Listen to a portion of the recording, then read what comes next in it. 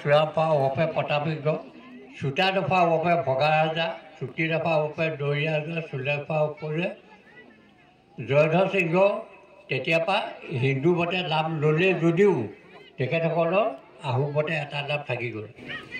জয়ধৰ সিংহ, চক্ৰধৰ সিংহ, উদয়াদিত্য, ৰামধৰ সিংহ, চুৰংগ ৰজা, গোবৰ ৰজা, দিহিঙীয়া ৰজা, পৰ্বতীয়া ৰজা, ল'ৰা ৰজা ওৰফে ৰত্নধৰ সিংহ, গদাধৰ সিংহ, ৰুদ্ৰ সিংহ, শিৱ সিংহ, প্ৰমত্ত সিংহ, ৰাজেশ্বৰ সিংহ, লক্ষী সিংহ, গৌৰীনাথ সিংহ, কমলেশ্বৰ সিংহ, চন্দ্ৰকান্ত সিংহ, পুৰন্দৰ সিংহ, দ্বিতীয়বাৰ চন্দ্ৰকান্ত সিংহ ৰজা হয়।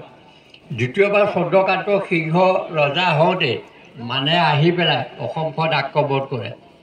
চন্দ্ৰকান্ত সিংহ যেতিয়া গুচি গ'ল, পলাই গ'ল, তেতিয়া মানে যোগেশ্বৰ সিংহক নামত ৰজা পাতিলে। আৰু যোগেশ্বৰ সিংহ ভনীয়েক মান ৰজা বদমফালে বিয়া দিছিলে। 21 চনত অসমখন আহোমৰ হাতৰ পৰা মানৰ হাতলৈ গুচি গ'ল। আচলতে আমাৰ অসমখন পোনপটীয়াকৈ ইংৰাজে লোৱা নাছিলে। আহোমৰ পৰা প্ৰথম মানৰ হাতলৈ গ'ল 1800, তাৰপৰা হেৰিয়ে যোগেশ্বৰ সিংহ ৰজা পাতি থাকোঁতেই 1826 চনত আহোমৰ হাতৰ পৰা অসমখন ব্ৰিটিছৰ হাতলৈ গ'ল। এই হ'ল ইয়াত যাব সন্ধিমতে হেৰি হ'ল 1832 চনত যেতিয়া ব্ৰিটিছলৈ গ'ল। 1832 চনত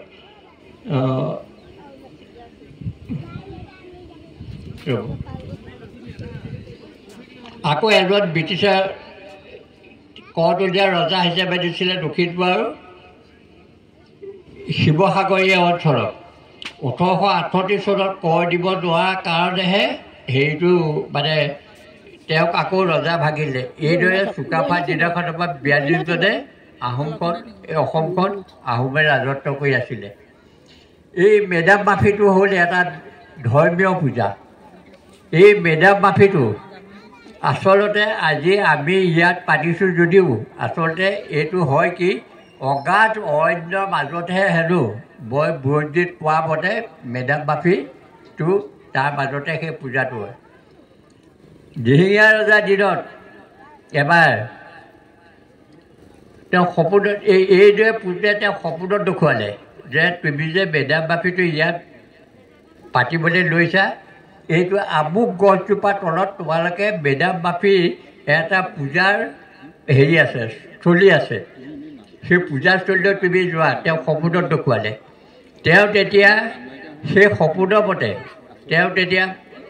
তেওঁ মানুহ পঠিয়াই পেলাই সেই জেগাটো উদ্ধাৰ কৰিবলৈ গ'ল।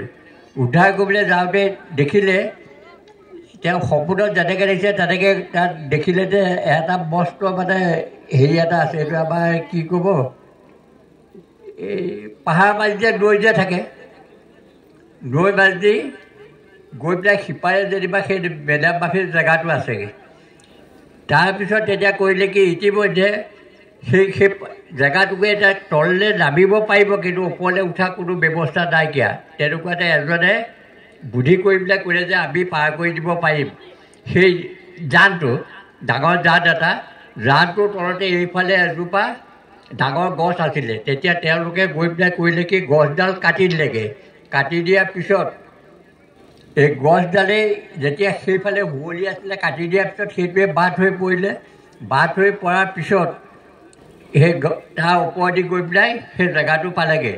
তেওঁক সন্ধিয়ে কাটিলে কাৰণে সন্ধিকৈ কাটিলে, তেতিয়াৰ পৰা সন্ধিকৈ উপাধিটো অসম। এতিয়া গোহাঁই আহোমসকলে নিজা একোটাকৈ উপাধি থাকে। গোহাঁই তাৰ আহোম স্বৰ্গদেউসকলে যেতিয়া আমাৰ ইয়াত ৰাজত্ব কৰিছিলে তেতিয়া যিবিলাক বিষয়বাব আছিলে, সেই বিষয়বাববিলাকেই এসময়ত উপাধিত পৰিণত হ'ল।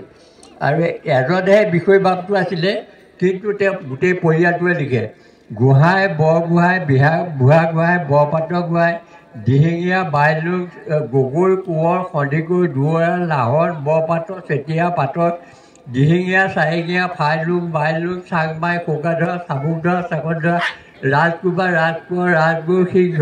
হিলৈধাৰী, পেৰা ভাই, জাল ভাই, কাৰ ভাই, ধেনু চোচা, ধেনুপতীয়া, দেওধাই, ঢেকীয়াল, খাটোৱাল, কাটোৱাল, ৰাইডেগীয়া, টেঙাপনীয়া, দোলাকাষৰীয়া, চোলা ধোৱা, চোৰ ধোৱা, ভেটি ধোৱা, দা ধোৱা, কোৰ ধোৱা, বিগদাত ধোৱা, বিদগীয়া, খদিকৰ, খেল চোৱা, কুকুৰা চোৱা, ডাও বচোৱা, টিপবীয়া, ঘৰ ফলীয়া, বিলতীয়া, দিদা চোৱা, লিগিয়া, ৰাজবংশী, দহোটীয়া, কাঠকটীয়া, খৰিকটীয়া, জোক পোহা, পতা সলীয়া, গাঁও খোৱা, চুলি বাউত, পাত বাউত, টুকটুকীয়া, ডেকা ৰজা, হাত খোৱা, দুৱৰী।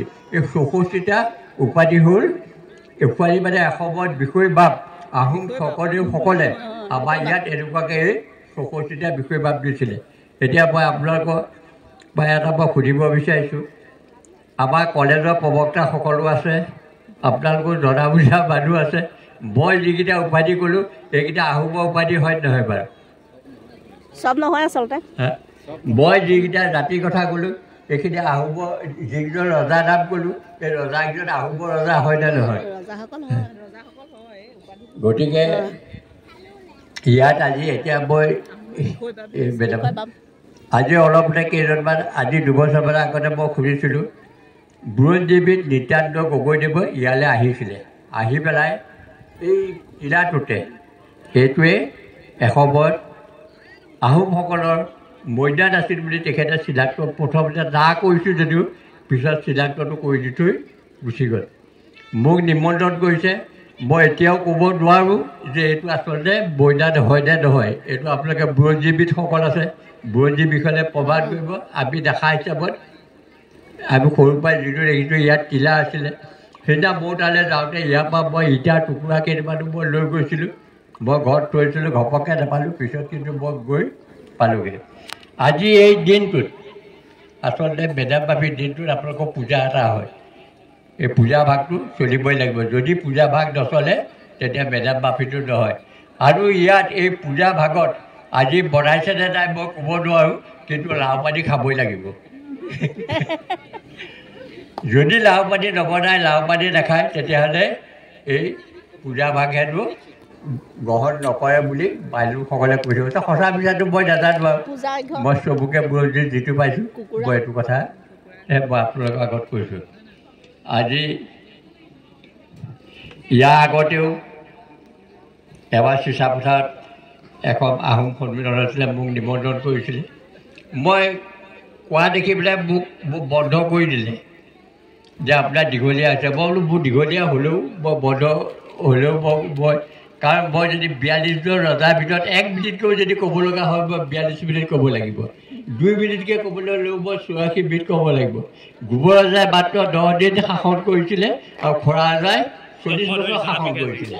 10 দিনৰ বুৰঞ্জী আছে আৰু 40 বছৰ বুৰঞ্জী আছে। গতিকে তেতিয়া মই তেখেতলোকৰ আগত মই ক'লোঁ যে মই কিবা এটা বস্তু মই লৈ আহিছোঁ, সেইটো আপোনালোকক মই দেখুৱাম বুলি। মোক যেতিয়া বহুৱাই দিলে মই দেখুৱাম বুলি কৈছিলে, মই এই বস্তুটো মই নেদেখুৱাওঁ। কিন্তু ওচৰ থকাসকলক জানো আজি আপোনালোকে আহোম বুলি ক'লে নহয়, লিখিতৰ বুলিয়েই নহয়, আহোমসকলৰ যিকৰ তেখেতসকলৰ দিনত যিমানখিনি সোণৰূপৰ মুদ্ৰা আছিলে সেই সোণৰূপৰ মুদ্ৰাখিনিও মই তেওঁলোকক দেখুৱাবৰ কাৰণে মই লৈ গৈছিলোঁ। আপোনালোকে প্ৰান্তিকত সম্ভৱ এবাৰ পাইছিলে কি জানে, আহোম স্বৰ্গদেউসকলৰ দিনাখনৰ পৰা যেতিয়াৰ পৰা মুদ্ৰা প্ৰচলনটো হ'ল তেতিয়াৰ পৰা যিমানখিনি মুদ্ৰা ওলাইছিলে প্ৰত্যেকৰে এটা দুটাকৈ হ'লেও মই উৰ্দৰ পৰা গোটাই পেলাই মই সেইটো সংৰক্ষণ কৰি মই ৰাখিছিলোঁ। এতিয়া মোক ঘপককৈ ক'বলৈ দিলে, মোক মই আগতে কৈ লৈছোঁ যে মোক নহাৰ কাৰণে হেৰি হ'ল আৰু আপোনালোকে আৰু ক'বলগীয়া আছে বস্তু, আৰু যদি কিবা সোধক, নহ'লে মোৰ বক্তব্য মই ইমানতে মই সামৰণি মাৰিছোঁ। ধন্যবাদ।